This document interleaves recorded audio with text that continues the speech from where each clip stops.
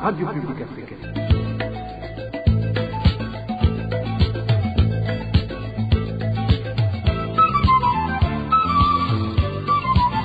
Radio Publique Africaine.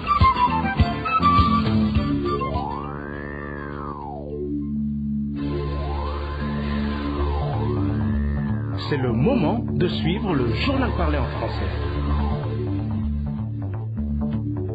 Commençons par les principaux titres de cette édition. Les découvertes des cadavres continuent d'être signalées sur le territoire burundais. Tout à l'heure, nous vous parlerons des corps retrouvés à Bujumbura et à Changuzo. La population accuse certains officiers des forces de l'ordre de continuer de la malmener dans différents coins du pays. Ils jouissent de l'impunité totale, dénonce un défenseur des droits de l'homme que vous entendrez au cours de cette édition. Et l'entretien de l'avion présidentiel n'est qu'un prétexte pour détourner les fonds du contribuable. C'est l'avis d'un politique qui se base sur les prévisions du budget général de l'État. Et voilà, c'est tout pour le sommaire. Dans quelques instants, le développement de ce journal du 6 juin 2021.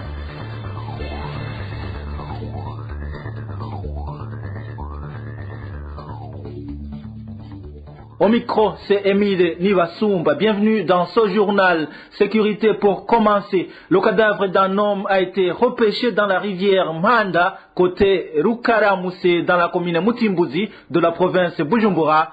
L'on ne connaît pas la cause de sa mort. Plus de détails avec Éloge Divin Remesha. Pierre Ngendakumana, âgé de 46 ans, est la personne dont le corps a été repêché dans les eaux de la rivière Manda, côté Rukaramu, en commune Mutimbuzi de la province Bujumbura, ce samedi. Nos sources indiquent que cela s'est passé à la colline Kinyinya 3. La victime était native de la commune Giheta de la province Gitega. La police indique qu'il n'y a aucun signe qui peut lui permettre de connaître la cause de son décès. Le corps de Pierre Ngendakumana a été remis à sa famille qui a organisé son inhumation. Un autre corps d'un homme a été découvert avant-hier sur la colline Ruramba, en commune Gisagara. Nous sommes cette fois dans la province Changuzo. La victime était portée disparue depuis près d'une semaine. Le point avec Dani Claire Iratkoumva. La victime dans le corps sans vie a été découverte vendredi dernier sur la colline Ruramba, en commune Gisagara de la province Changuzo, s'appelait Mbonimha. D'un âge estimé entre 55 et 60 ans, ce vieil homme avait quitté son domicile le 1er mai 2021 pour la Tanzanie, et plus précisément dans la localité de Kabare, afin d'écouler son stock d'avocats. Un membre de la famille d'Ombonima affirme que ce dernier aurait été victime des féticheurs qui utilisent les parties du corps humain dans la magie noire. Ces derniers temps, ils observent beaucoup de féticheurs provenant de la Tanzanie. Ces derniers tuent les gens et prélèvent leur sang qu'ils vont par après utiliser dans des pratiques obscurantistes, soi-disant pour faire fortune. Ils l'ont attaqué alors qu'il rentrait chez lui en provenance de la Tanzanie. Ces agresseurs avaient passé la journée dans les environs en train de consommer des boissons prohibées. Même si le cadavre d'Ombonima a été découvert vendredi dernier, sa famille pense qu'il a été tué quelques jours avant. Et cette famille doit s'étonner pourtant de n'avoir vu aucun signe de désintégration sur le corps de la victime. Au lieu de se décomposer, son cadavre était plutôt sec. C'est pour cela que nous pensons que ses bourreaux l'ont d'abord vidé de son sang. De lundi à vendredi, son corps devrait être décomposé. Souvent, les gens de la région cherchent des fortunes dans l'obscurantisme. La famille d'Ombonimha demande des enquêtes approfondies en paix de repérer ces féticheurs se trouvant dans la région frontalière entre le Burundi et la Tanzanie et qui tue les gens pour utiliser leurs organes dans l'obscurantisme. Rendons-nous dans la province Bubanza sans transition. Le commandant des troupes basées dans la réserve naturelle de Rukoko, de grade de lieutenant-colonel, est accusé par les habitants de la colline zone Wuringa, commune Gihanga, de les tabasser et de les dépouiller de leurs biens. Le mardi dernier, certains habitants disent avoir été passés à tabac pour être rentrés tardivement. Reportage signé Emmanuel Niungeko. La sécurité est instable ces derniers jours ici chez nous à Buringa, en commune de Gihanga. Cet officier, Aaron, déploie des Imbonerakure chaque soir et si tu n'es pas encore arrivé à la maison avant 18h, tu rencontres des problèmes. Ces grognes sont celles d'un habitant de la colline et zone Buringa. Elles sont adressées à un officier nommé Aaron Daishimiye, restant dans la réserve naturelle de la Rukoko. Lieutenant-colonel Aaron Daishimiye, SS 1793 de la matricule, est natif de la colline Kabumba, en zone et commune Kanyosha de la province Bujumbura, issu des rebelles des Forces nationales de libération, FNL en sigle avant la fusion de l'armée. Il est actuellement commandant du 212e bataillon, affecté dans la réserve naturelle de la Rukoko. Il est rentré au mois d'avril dernier en provenance de la Somalie en tant que commandant du 36e bataillon à Misom. Cependant, son retour de la Somalie n'est pas tranquillisant pour les habitants de la colline et zone Buringa en commune Gihanga, province Bubanza. Ces habitants ne sont plus autorisés à circuler au-delà de 18 heures. L'exemple illustratif est celui de 2 femmes tabassées mardi dernier. Lieutenant-colonel Aaron Daishimiye n'hésite même pas de passer à tabac des personnes en âge avancé. Cet officier militaire arrête presque tous les passants aux environs. 2 femmes dont la prénommée Pélagie ont été tabassées à tel point qu'elles ne sont plus à mesure de s'asseoir. En persécutant la population de la colline Buringa, cet officier de grade de lieutenant-colonel le fait en collaboration avec le responsable des Imbonerakure en commune Gihanga. Des habitants trouvés dans la rue à Buringa ont été battus ce vendredi. Celui qui s'oppose à leur comportement peut être tué. Il se vante souvent qu'il peut même tuer une personne et qu'il ne sera pas poursuivi. Aaron fait la pluie et le bon temps en commune Gihanga. C'est vraiment un malfaiteur et il agit en complicité avec Hakizimana Pasteur, surnommé Chiza, qui est le responsable des Imbonerakure de la commune Gihanga. Le lieutenant-colonel Aaron Daishimiye a mis en place un groupe d'Imbonerakure qui dépouille les passants de leurs biens et même dans les ménages. La RPA est déjà en possession des noms de certains de ces Imbonerakure. Nous y reviendrons dans nos éditions ultérieures. Un autre membre des forces de sécurité dénoncé par la population, c'est Moïse Arakaza. Les atrocités commises par son commissaire de police, surnommé Nyega Nyega, envers la population de la commune Mugamba ne devraient pas passer inaperçues aux yeux des autorités administratives et judiciaires. Réaction de maître Janvier Wigirimana, défenseur des droits de l'homme. Ce qui est décevant encore, selon ce juriste, c'est que cet officier de police jouit d'une impunité quasi absolue malgré les souffrances qu'il fait endurer à la population. Suivez plutôt maître Janvier Wigirimana. La Constitution de la République du Burundi, tout comme les autres textes régissant la police nationale du Burundi, érige cette dernière en un corps chargé d'assurer la sécurité dans tout le pays et pour toute la population à travers le pays. Les atrocités qui ont été commises par le commissaire Moïse Arakaza, qu'on surnomme Nyega Nyega, sur la population qu'il était censé protéger, sont d'une telle ampleur que les autorités administratives, judiciaires ainsi que ses supérieurs hiérarchiques ne peuvent pas les ignorer. De Matana à Mugamba, en passant par toutes les autres localités où ce commissaire de police a servi, il a été toujours rapporté que ce commissaire de police était impliqué dans des crimes graves commis à la population et cela est très regrettable dans un État où la loi organise le fonctionnement de la police et que toutes les actions de la police doivent être encadrées à travers des cadres juridiques bien déterminés. Et ce qui est décevant encore, c'est que cet officier de police, égaré et récidiviste, jouit d'une impunité quasi absolue, malgré les souffrances qu'il fait endurer à la population. Et nous pensons que nul n'est au-dessus de la loi et c'est pour cette raison que nous demandons à l'administration communale de Mugamba de dénoncer sans aucun aménagement ce récidiviste et au ministère public de se saisir de ce cas pour appliquer correctement la loi et plus particulièrement la loi pénale parce que les actes et les autres faits à charge de cet officier de police sont d'une nature grave, ça déstabilise plutôt la sécurité de la population. Maître Janvier Bigirimana demande aux hautes autorités policières d'agir conformément à la loi en lui infligeant des sanctions appropriées. Suivez encore une fois Maître Janvier Bigirimana.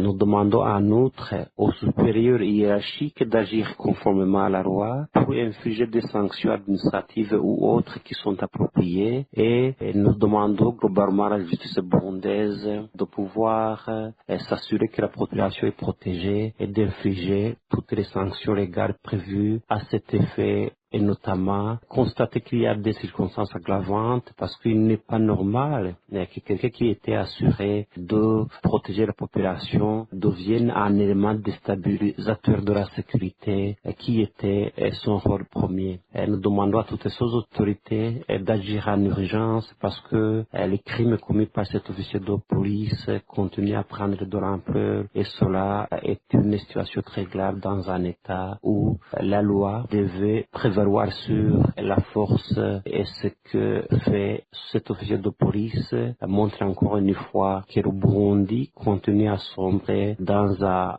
état de terreur où l'impunité règne et cela devrait être changé pour le bien de tous, pour le bien de la loi mais aussi pour que la population puisse vivre en toute tranquillité. Voilà, c'est Maître Janvier Bigirimana. Une courte pause et nous parlons du budget général de l'État. RPI.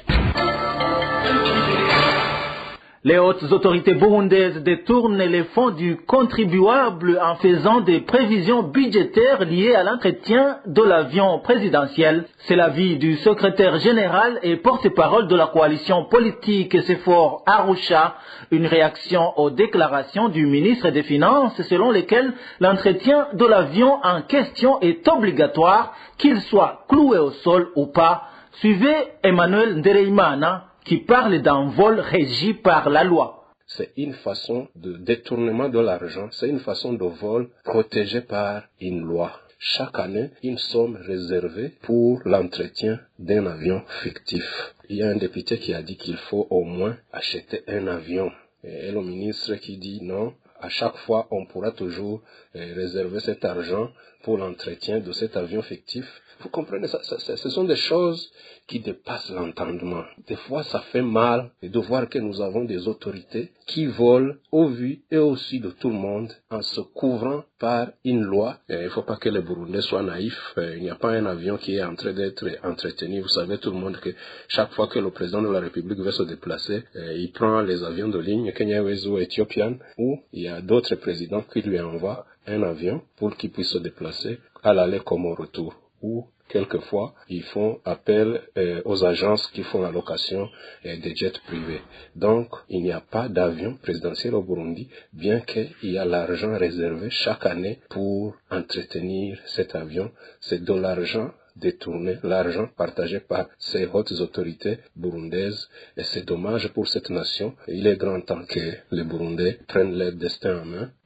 Le projet de loi portant fixation du budget général de l'État exercice 2021-2022 prévoit plus de 675 millions de francs burundais pour l'entretien de l'avion du gouvernement. Ouvrons le chapitre société à présent. Les habitants de la commune et province Kirundo ont de plus en plus du mal à s'approvisionner en sucre. Les rares commerçants qui en possèdent le vendent en cachette et à un prix exorbitant. Les détails avec Eloge Kwizera. Selon les habitants de la ville de Kirundo qui se sont entretenus avec la RPA, trouver des cycles ces derniers jours relève d'un parcours du combat. Selon notre source, les rares commerçants qui en disposent encore en profitent pour se remplir les poches. À certains endroits, le prix a même quadruplé, comme en témoigne cet habitant de la place. Ukuri turarushe Nous sommes vraiment fatigués. Ce n'est pas normal qu'on nous vende 1 kilo de sucre à 10 000 francs burundais, alors que le prix officiel est de 2 500 francs burundais. Et même pour en trouver, nous peinons beaucoup car il se vend en cachette. C'est comme si on te vendait frauduleusement un médicament. Dépassé, ces habitats demandent aux administratifs de réguler ce produit qui ne cesse d'être revu à la hausse. Nous demandons au gouvernement de sortir du silence et de réglementer ce secteur au lieu de toujours se targuer d'être un gouvernement laborieux et parent alors qu'il laisse ses citoyens mourir de faim. La rédaction de la RPA a essayé de contacter Viatel Habimana, l'administrateur de la commune Kirundo, et Albert Hatungimana, gouverneur de Kirundo, mais les téléphones sonnaient sans que personne ne décroche. Pour clore cette page société, parlons de ces habitants de la colline Mwarusi, zone Muhweza, commune Rutovu de la province Bururi, qui accusent les administratifs de cette zone et un groupe de membres du parti CNDD-FDD d'exiger une somme exorbitante à ceux qui veulent adhérer à l'institution des notables. Ils demandent aux responsables de cette institution au niveau national de couper court avec ce comportement. Les détails avec Eric Nyonzima. L'institution des notables sur la colline Mwarusi, zone Muhweza en commune de Tovu, a organisé une réunion début de cette année dans le cadre de sensibiliser les citoyens à intégrer cette institution. Selon notre source, sur cette colline, plus de 10 personnes se sont fait inscrire et ont ainsi débloqué une somme de 15 000 francs pour rafraîchissement des notables. Néanmoins, ils ont été étonnés de l'injonction à leur rencontre de contribuer à hauteur de plus de 100 000 francs pour être investis au sein de cette institution. Les choses ont changé. On nous a signifié que chaque personne va donner une somme de 165 000 francs aux membres de cette institution et de surcroît, ils nous ont dit que nous donnerons encore des boissons estimées à un montant de 72 000 francs le jour de l'intégration. Le constat est qu'ils n'intègrent pas les amonettes, mais ils veulent seulement de l'argent. Les personnes qui ont donné cet argent font savoir qu'il s'agit d'un vol organisé, perpétré par le chef de zone Mwarusi en complicité avec un groupe de membres du parti CNDD-FDD. Ceux qui n'ont pas intégré cette institution des notables demandent que l'argent qu'ils ont dépensé pour le rafraîchissement des notables leur soit remis. Ces décisions sont prises par le chef de zone. Il est natif et président du parti sur la colline Mwarusi. Ses complices sont son père et son frère, du nom de Butoi Ladani. Ils sèment la pluie et le bon temps sur la colline Mwarusi. Comme nous n'avons pas intégré cette institution, nous demandons qu'on nous rembourse notre argent. Sinon, les responsables de l'institution d'Ushinganae au niveau national devraient analyser cette situation. Nous avons essayé de joindre Adrien Seomana, président de l'institution des notables au niveau national, mais sans succès. Dans quelques instants, nous passons à la rubrique santé. Le ministère de la Santé publique rapporte 2 nouveaux cas de décès dus à la Covid-19, ce qui fait que depuis mars 2020, le Burundi reconnaît avoir déjà perdu 8 personnes suite à cette pandémie. C'est au moment où le rapport de la situation sur la réponse à la pandémie montre de plus en plus une forte propagation du coronavirus au sein de la population locale. Le point avec Francine Mahor. Le 4 juillet 2021, des nouveaux décès ont été officiellement rapportés. Peut-on lire dans le rapport de situation sur la réponse à la pandémie due au coronavirus rédigé et publié le 5 juillet 2021. Ces personnes sont décédées dans la dernière semaine du mois de mai. Selon ce rapport, l'une de ces cas de décès provient du district de Mabaye en province de Chibitoke. Il est survenu le 24 mai 2021. L'autre décès provient de Muyinga. Il est survenu le 27 mai 2021. Le nombre total de décès enregistrés s'élève officiellement à 8 sur les 4 901 cas pris en charge au Burundi depuis le début de cette pandémie. Des chiffres qui pourraient ne pas refléter la réalité, surtout que l'ONG Caritas Burundi parlait de plus d'une dizaine de décès dus à la COVID-19, et c'est au mois de juillet 2020, c'est-à-dire 4 mois après l'apparition du premier cas au Burundi. Dans l'entretemps, la situation épidémiologique du Burundi continue d'être marquée par la persistance de la transmission communautaire selon les données rapportées. Pendant les 7 derniers jours, c'est-à-dire du 29 mai au 4 juin 2021, sur 151 cas rapportés, 113 cas sont de transmission locale. En effet, le rapport fait savoir que le nombre moyen par semaine est de 264 nouveaux cas de COVID-19 de transmission locale depuis le mois de janvier 2021. Sur le total de 4 901 cas de COVID-19, 812 cas, soit 16,55% des cas positifs à la COVID-19 sont importés. Il est à noter que 3 jours après l'ouverture de la frontière entre le Burundi et la RDC à Gatumba, 3 cas positifs ont été détectés ce 4 juillet 2021. Merci Francine Mahoro. Pour clore cette édition, parlons éducation. Un enseignant de l'école fondamentale Ngobeke de la zone Mubuga en commune et province Gitega est accusé par les parents des élèves d'avoir exagérément puni ses élèves jusqu'à ce que certains soient blessés.